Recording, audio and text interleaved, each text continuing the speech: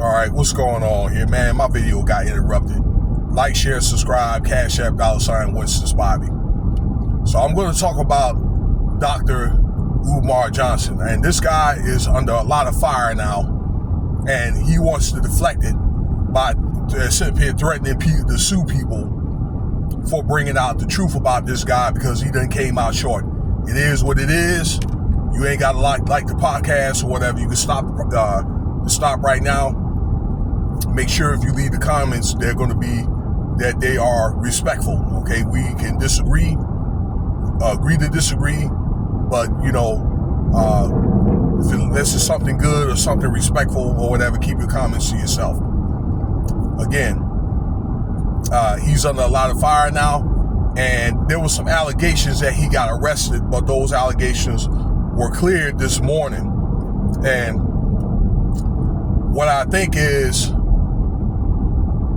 he's under the eyes of law enforcement now. Now, if you've been keeping up with what's going on, that the school was supposed to open on August 4th, the so-called school he was going to do for young boys, okay?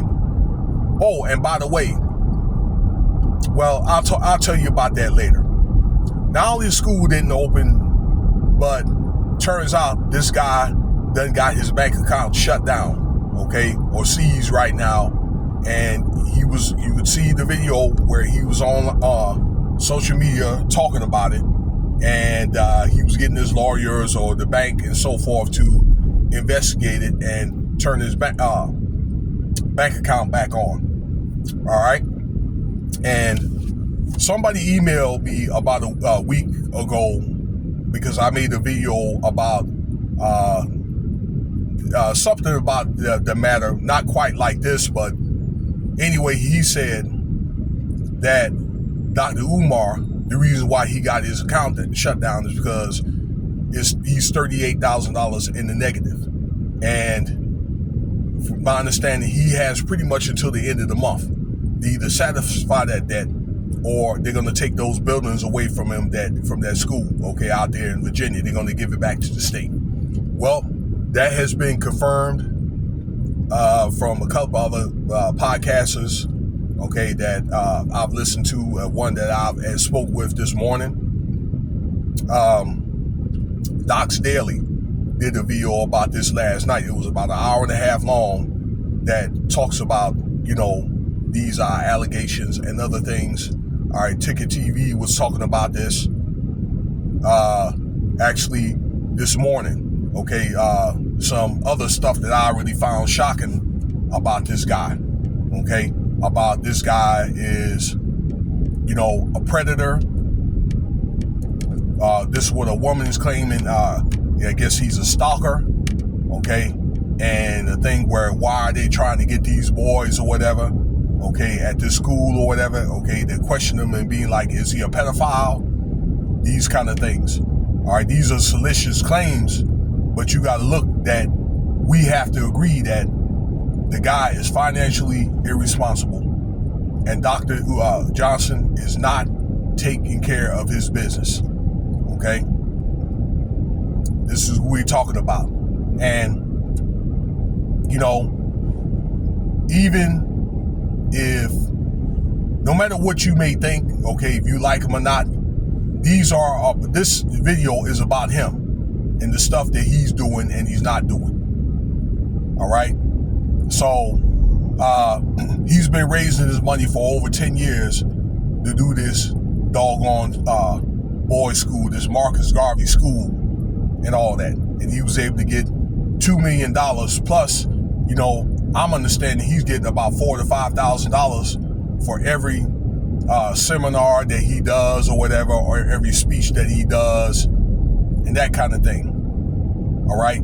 And it's just, in my professional opinion, because I've had a business before, that $2 million, I believe, is enough for startup costs. So he does have enough. In the midst of that, it came to my understanding where you had people that tried to help him out along the way.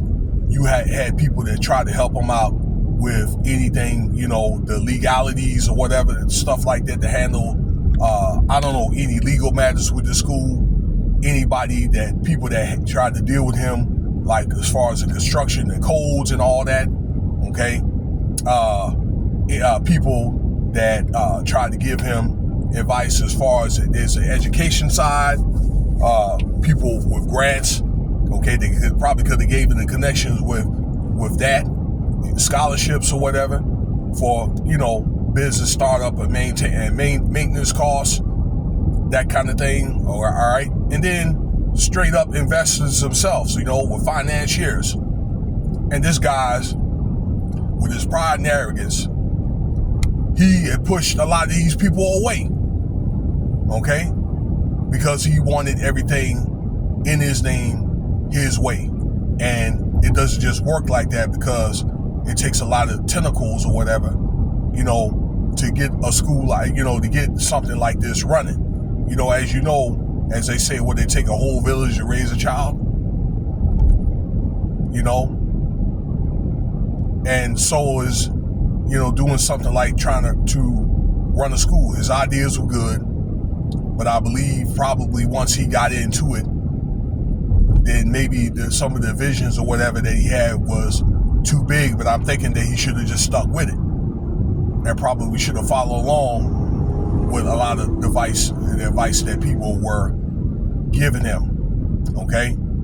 Again, that he's going to have to get, those buildings are going to end up be given back to the state. But I think, once again, if he does not handle this in a civil matter, then I believe that they're going to be looking at putting this man on criminal charges. Okay? So that's the last update that I have. So while I got you on video here, once again, that there was some throat goat that came up and talking about some type of affair that they were having and things like that. And what he does on his off time is his business. But there's a lot of allegations or whatever that from women, quite a few I've saw, or titles, they're saying this guy is a hustler, okay, he doesn't take care of business, okay, that basically he sits up here and hustles money out of people, older people and women, okay? And furthermore, something about his relationships with his daughters or something like that, that he's not, he's being like abusive or whatever, okay? That kind of thing, all right? Then, once again, irresponsible with money, that he claims that he not a good housekeeper or whatever. All right.